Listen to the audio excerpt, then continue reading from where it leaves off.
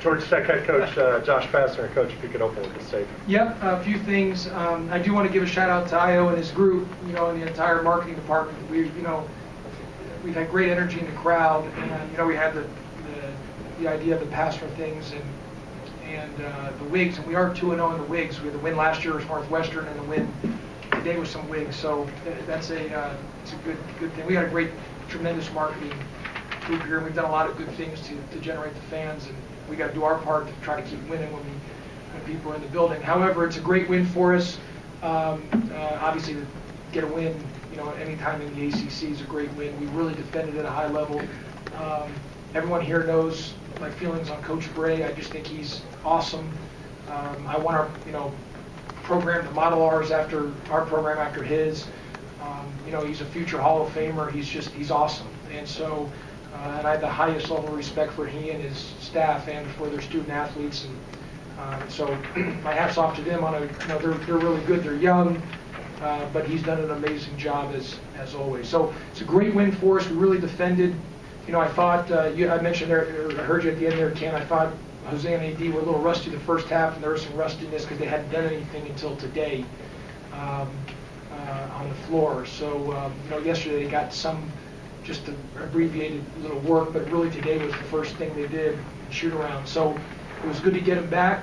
We're a better team with them, and it's a good win. To hold Notre Dame to the percentages we did, that's a positive on our defense. It gets they're good and they're very, very well coached, and I love their program. So it's a great win for us. And Khalid Moore came in and hit a big shot. We got the bounce that went our way off the backboard. And obviously Jose hit 2 big free throws late. Abdelagay and James Banks combined had 28 or 29 and 28 and 29 and 18, 29 and 18 together. So we kind of tried to play a little bit of old school, punch it in there, and we were able to take, those guys did a nice job. And we had 10 turnovers the first half, second half only 4.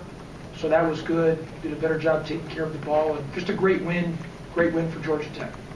You talked about yesterday about you felt Michael DeVoe was a better player with Jose playing alongside him, and tonight you sort of saw a little bit of that. He only had 1 turnover, 4 for 7 from the field. What did you see from his play tonight? Yeah, no, I think look, Michael's obviously he's a freshman. He's going to keep getting better. You could see he's continuing to get better. I thought Saturday he just struggled. It was tough for him. He was our leading defensive rebounder coming into the game versus Louisville, and he had no defensive rebounds. That to me was a telling sign right there. I just think it was new for him. Bless you, it was new for him, and it was just he needs Jose or another guard next to him, and the tension, the stress of the game on Saturday was hard for him, but it's a learning experience for him. He'll be better for it, and he's better with Jose, and he showed it tonight again, and he had 5 assists and 1 turnover and had 3 defensive boards, and hit a couple big shots, had a big layup, and in the end there he shot a wide open 3. He missed it, but instead of turning it over, we got an offensive rebound out of it and scored, and obviously Jose made big free throws late. But we held, we did a good job defensively, and that's who we are. If we don't defend, we've got no chance. And our identity, our culture, the whole thing is built on defense, and that gives us a chance. I thought last week, obviously, we weren't great defensively, and that was, I'm hoping that was just a blip on the radar, and we were obviously back to normal today. How important? You got out, I think it was 11-4 early. We got out early with a great start, and sort of like how we started against Syracuse. Kelly, it was good starts, but I'd also tell you that we also left a lot of points on the board. We had some shots right by the rim. We had open threes and shots right by the rim we just didn't make.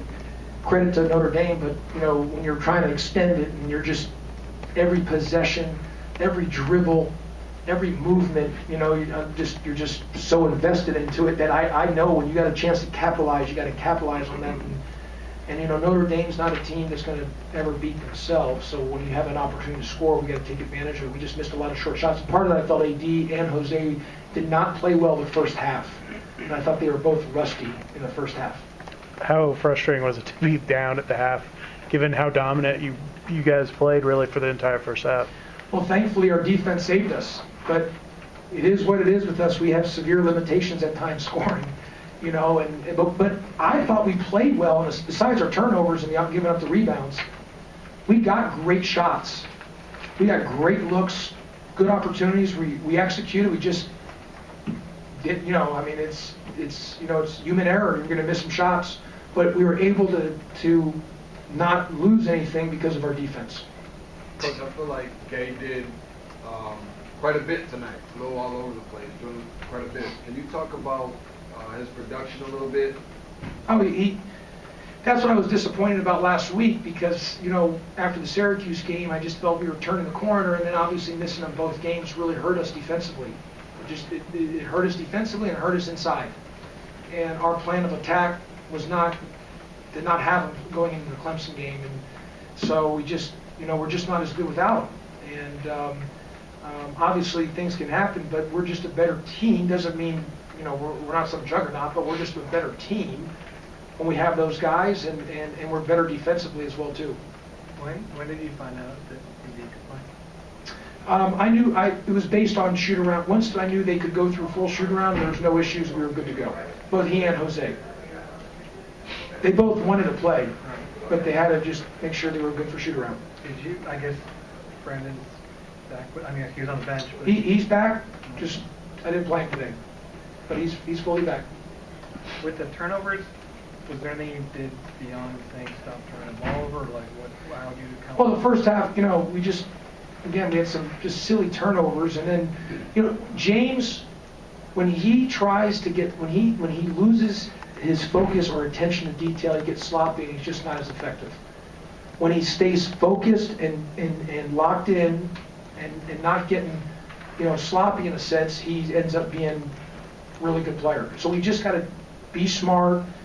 You know, in our first half, we had just, you know, you have 10 turnovers, the second half only 4, and we're really designed offensively not to turn it over. It's been a frustrating part, but, you know, that's something that, I mean, we work on it, we talk about it, we've watched an amazing amount of film on it. It just, you know, it was just part of it. And Notre Dame doesn't turn it over, but they had 13 tonight. I mean, they're one of the best in the country at not turning it over. So, like I said, sometimes when you're dealing with 18 to 22-year-olds, things happen.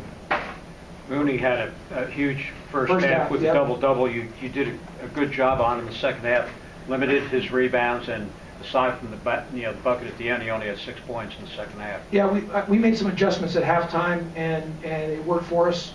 And he's a really, really good player. He's playing like Luke May was last year and being Player of the Year, you know, in the league. So he's really good. And I thought we did a good job. I think T.J. Gibbs is really good. And obviously, we did a nice job on him, and he's a really good player.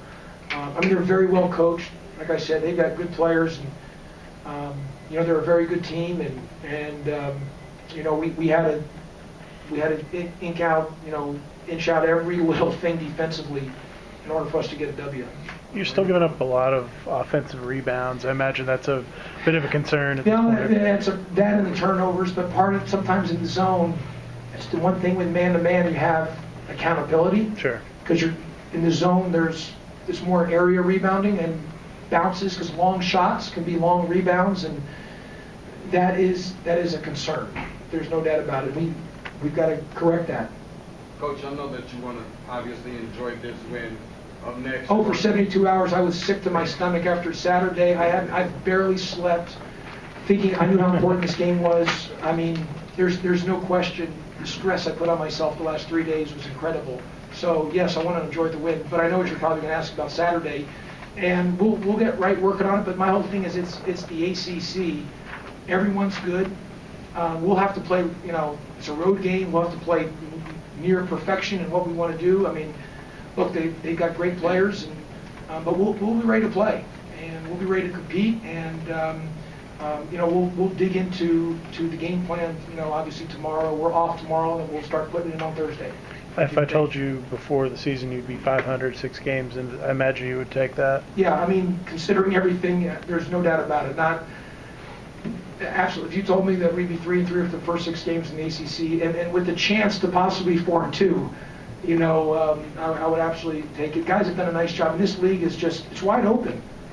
And anytime you can get a win, and it's awesome. And We just got to keep staying the course and staying steady, and we've done a good job this year at bouncing back after some tough losses. Were you concerned you're going to get hit with a technical?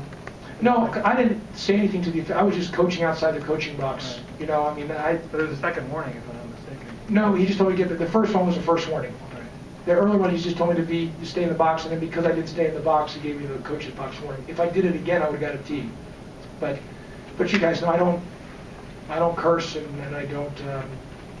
I really get on the guys, you know. So I just got to stay in the coaching box It seemed like one of the and stay off the scores table.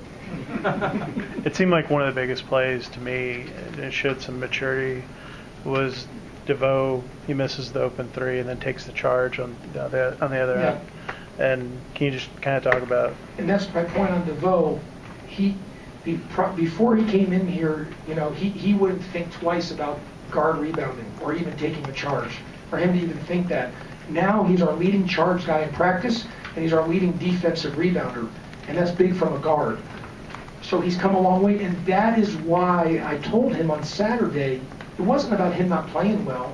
It was, you just look at the stats. He had 0 charges, only one time he dove on the floor, and he had no defensive rebounds. That's why he played poor. It wasn't about his offense. And look at today, he had 3 defensive rebounds. He dove on that floor early in the game, right in front of Notre Dame's bench. He dove again in the corner in the second half. He took a charge. He stuck his nose in there, and he just played at a high level. It's not about the way we're set up. It's not about anyone's offense. You have to get your game going through defense, 50-50 balls, first to the floor, charges, that type of energy. And then when you do that, your offense will come. You talked about, you know, the offensive rebounds, but I guess when you look at them shooting 32%, that's a pretty good trade-off. Yeah, I mean, we got to do better at rebounding. We'll have to keep working at it, but, you know, our defense, you look at the numbers, was pretty good. You know anything about Stranger Things? I don't, but it worked. We won, so I got the hat, and my wife liked me in the hat from the picture that they had on Twitter, so that was a positive for me. You said Jerry obviously struggled in the first half. What was the change you saw from him in the second half? Like, what did you talk about with him? No, he was rusty. I mean, he was just off a week. Didn't do anything. He couldn't. The medical staff wouldn't even let him shoot a free throw. So he was just rusty. So it just took him. I think it took him a half. As Jose wasn't good the first half either. I just think both guys were rusty and had to get, you know, just a win underneath. All right. Thanks, Coach. Okay.